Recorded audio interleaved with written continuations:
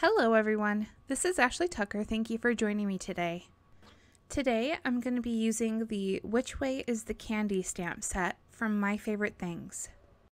I started out by stamping 4 of the images from the stamp set onto a piece of Bristol Smooth paper using my Misty tool and my Simon Says stamp Intense Black ink. I'm going to be coloring these images in using my Arteza Real Brush pens. For the skin, I'm using the color Pale Skin.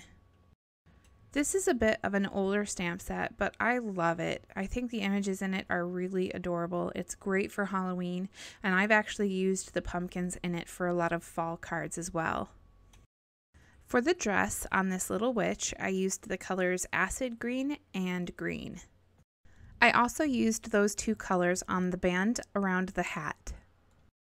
For the stripes on her stockings and shirt, I used the colors Thistle Purple and Ube Purple. By the way, ube is a really funny word. I had to look it up because I had never heard of it before, and it's actually like a purple yam, and I wanted to make sure that I was pronouncing it right. I was pretty sure it was pronounced ube because ube was just a little too weird, but I was right, and it is pronounced ube, and it's still a weird word. So yeah, Ube Purple. I colored the hat and the cloak with Ube Purple, as well as Thistle Purple and Wisteria Purple. I used a whole lot of purple for this. This is actually my second attempt coloring this little witch. The first time I colored it, I did a little bit too much purple. I colored that green dress in purple and it was way too much. So I colored it again, and this time I added in the green, and that was just perfect. It was much better. I think those pops of green work really well for this, and also I really like that color combination of purple and green for Halloween. So I remember when this stamp set first came out, and I actually couldn't get it then. I just wasn't able to get it, which was really sad because I really liked it and I wanted it, but I just wasn't able to pick it up. So I knew I really wanted to get it this year for Halloween. So I went on the Simon Says stamp website, and it was actually out of stock. So I filled in that little thing to have them tell me when it was back in stock, and it came back into stock real quick. And I picked it up then, and I'm really happy that I was able to get it for Halloween this year. For the top of the broom, I used the colors Honey, Sunset Yellow, Tawny, Ginger, and Chamomile. And for the handle, I used the colors Chocolate and Coffee. I actually used some of the same exact colors to do her hair. I used the colors Honey, Sunset Yellow, and Ginger.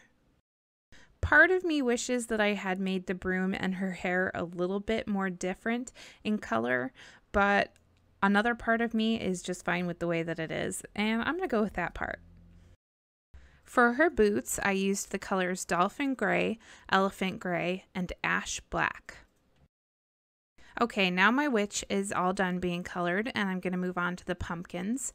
For this first pumpkin, I used the colors Orange, Cadmium Orange, and Punch Pink. And for the second pumpkin, I'm going to use the colors Honey, Sunset Yellow, Orange, and Orange Rust. I'm coloring both of these pumpkins at the same time, even though I'm coloring them a little bit different. This actually gave the pumpkins a little time to dry after blending.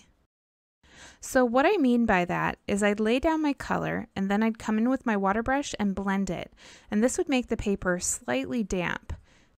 Now, it's a lot easier to lay down more color onto drier paper than it is onto damp paper. So by doing them both at the same time, I was giving them time to dry in between each color.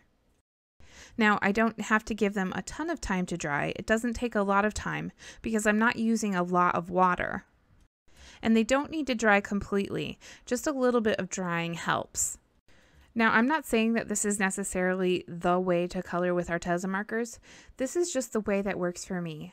I know that there's some people that like to draw with them onto wet paper, and that's just fine. Find the way that works for you and then go with that. Okay, so for the stems on the 2 pumpkins, I used the colors Green and Moss Green, and I really didn't do that much blending with those. They're very small areas, so they don't need much blending at all. Now for the cat I'm coloring, I want it to be a black cat, but I actually don't use my black marker at all. For this cat, I used the colors Dolphin Gray, Elephant Gray, and Ash Black. So I didn't even use my black marker. It's very rare that I pull that black marker out for coloring. I find that you can get a lot more depth in the shading if you start with light gray and work your way up to dark gray. One thing I did notice while I was coloring this cat is I was having a lot of trouble with the blending. For some reason, these colors just didn't want to blend out. So in order to fix that problem, I scribbled them onto a block and then picked them up with my paintbrush to do the coloring. And that worked really well. So that's something that you can do if you're finding a certain color just isn't blending out well. For the ears on the cat, I used the colors Pale Skin and Fair Skin, and then I colored in the little bow tie with the 2 green colors that I used on the witch's dress. I also just used a black pen to color in the nose. Okay, so next I took a piece of Bristol Smooth paper and I'm taping it down to my board, and I'm going to use this to create my background. When I laid down my tape for this, I made sure to lay it down so that it was very flush to the edge of the paper because I wanted the same amount of space on the border all around, and I also wanted those lines to be very straight. I'm going to use some Distress Oxide ink to do my background. So the first color that I used was Wilted Violet, and this second color is Black Soot. And I just kept blending those together until I was happy with the blend, and I did speed this up quite a bit. The Distress Oxide ink blends really well though, so it didn't take very long. I was really careful when I pulled the tape off that I didn't touch the Distress Oxide ink because it is still a little bit wet on the paper and I didn't want to get any smudges on my white border. Next, I popped up that background onto a card base using some foam tape. And this background is cut to be slightly smaller than the A2 size card base. As you can see, I fussy cut all of my images out with scissors, and now I'm going to glue them all down to create my scene. So the first pumpkin I glued down using my Tombow glue, and then I took my little witch and I'm going to pop her up using some foam tape. I slightly overlapped her over that pumpkin so that it looks like it's set back behind her. I popped up the second pumpkin, and I also had that slightly overlapping the back pumpkin so that it looks like it's in front. And then I also popped up the little cat. Next, I'm going to create my sentiment. I pulled out a stamp from the Which Way is the Candy stamp set, which says A Halloween Hello, and I stamped it onto some black cardstock using my Versamark ink, and then I embossed it using a white embossing powder. I cut that sentiment down into a strip, and then I popped it up on the side of my card with some foam tape. For the finishing touches, I pulled out my Wink of Stella glitter brush, and I added some glitter to my sentiment strip and to the witch's hat and cloak. This Wink of Stella was brand new, so it was really juicy, and everything got really sparkly. I also used my Dolphin Gray marker to color in the buckle on her hat because I realized that I forgot to color that in earlier. Next, I took my white gel pen and I added some highlights to everything in the scene. Finally, I added a couple different sizes of star-shaped silver sequins, and I adhered those using my tweezers and my Tombow glue. After that, this card was all done, and here's a closer look at some of the sparkle on the card. You can see that that is really sparkly.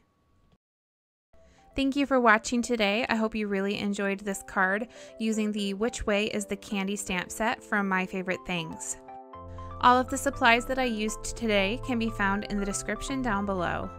If you enjoyed watching today and you have not subscribed to my channel yet, I would encourage you to hit that subscribe button so that you can see all of my future videos.